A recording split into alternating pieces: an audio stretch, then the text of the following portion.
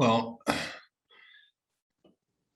we've done 3 albums with Bob Ezrin now, and they've been very enjoyable. And he's very. We have a great relationship, and we wanted to do another album at some point anyway. But the pandemic came along, and so we couldn't tour. We couldn't play any of the songs from the last album. And to write an album, we have to be together. We're a together band. We share everything, and it's the chemistry that happens, the electricity that happens when we get together that produces the song. So we don't actually write songs so much as we just let them evolve into what they're going to become. And that was out of the question because we couldn't travel. So we couldn't. We live all over the world in different places. So we just needed to do something. We'd love to do another Purple album at some point, but in the meantime, we thought we'd just do something that we can do, which is record remotely. So, but we can't write remotely because we've got to be there. So what do? Well, we'll take some other people's songs. So it takes the writing out of the picture. All we've got to do is just play it. I say all we've got to do, but it's still a challenge.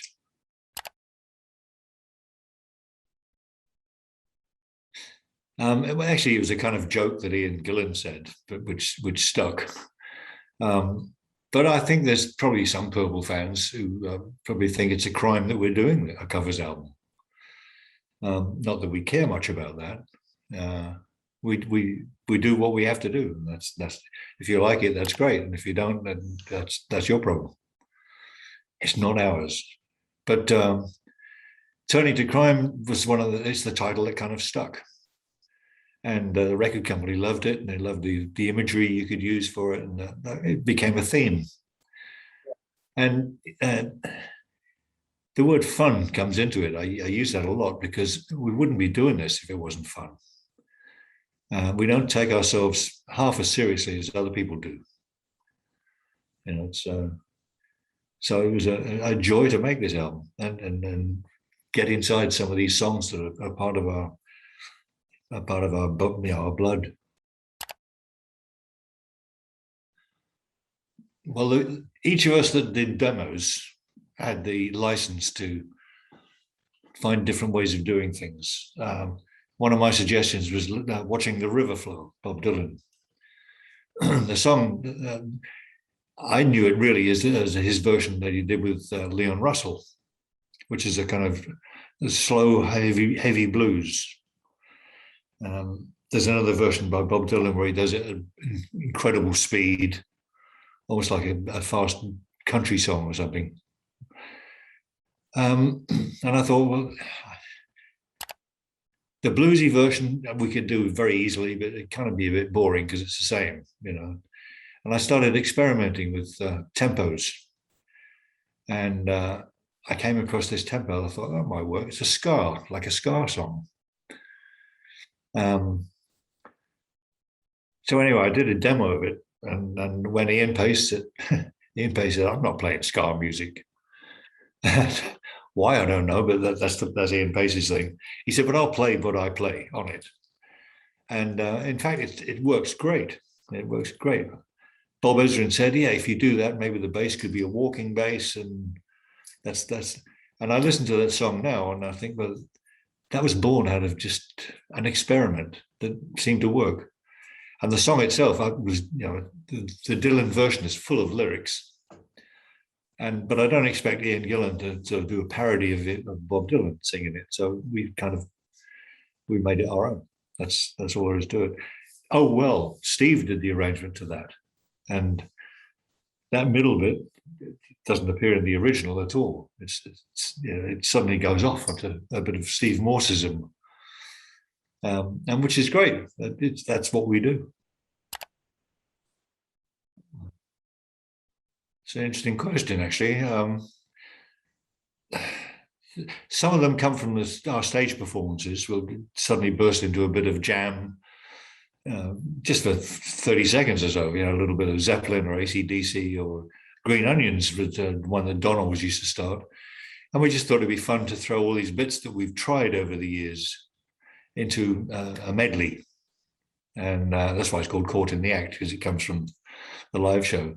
But of the other songs, I mean, I suppose all of us at some point came from a covers band. That's how you start.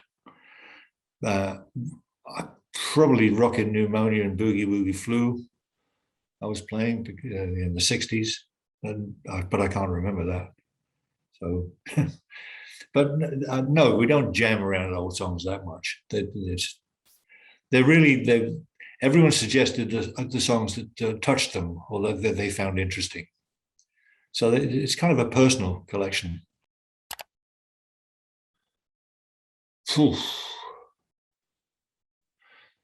One of the things Bob suggested when he was hearing the choice of songs was that some of them really could do with a horn section.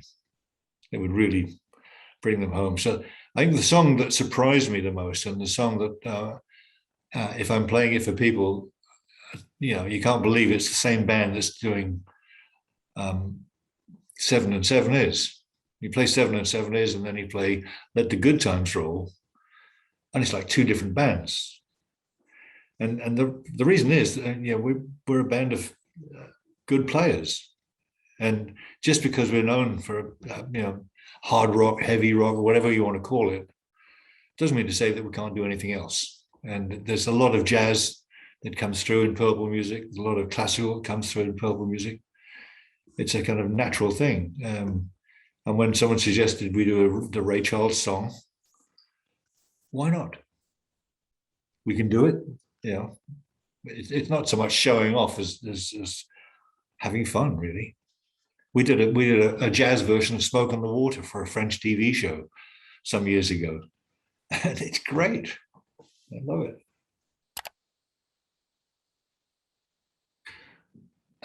Well, he creates an atmosphere in which we can be free. To me, that's the main job of a producer, is to bring the best out of an artist. And fortunately, he likes working with us, and we like working with him. He makes things much more efficient. Instead of the five of us arguing about a certain point, Bob will say, "No, this is what we're doing." Oh, okay. And he's got the authority from his reputation that we trust him, even if we don't agree with him, which we do sometimes and disagree. He's a great musician, and he's a singer. He's got perfect pitch, and he's a dynamo with ideas. And so usually Ian Gillan and I write the lyrics, but even when we're recording them, Bob might say, "Oh, that second line of the first verse, you could do better than that."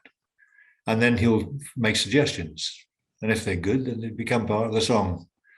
So yeah, he deserves a writing credit for some of it. He's brought the best out of the band, and he's made the album sound so good. Yeah, I've made a lot of progress writing my book. I've got an editor now, a well-known journalist called Chris Charlesworth, who's really helped me. And I've got about, I don't know, 50,000 words done. But it's still going to be another year or so before I've only reached a little bit of my career so far. There's a lot to go. So the hard part is remembering it all.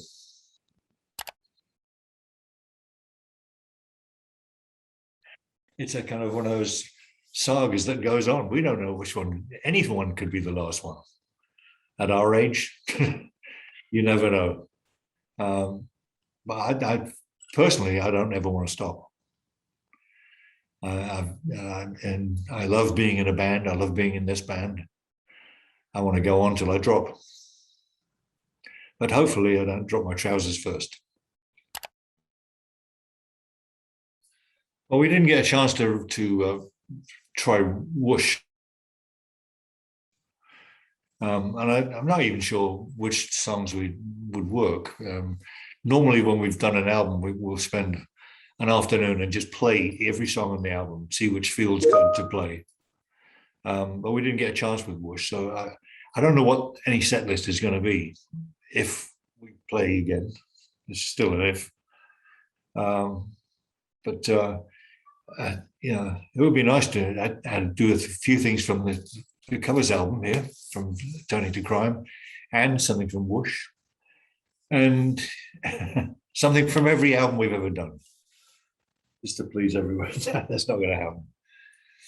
No, but we don't know what it's going to be. But we look forward to getting back on the road. Yeah, for sure.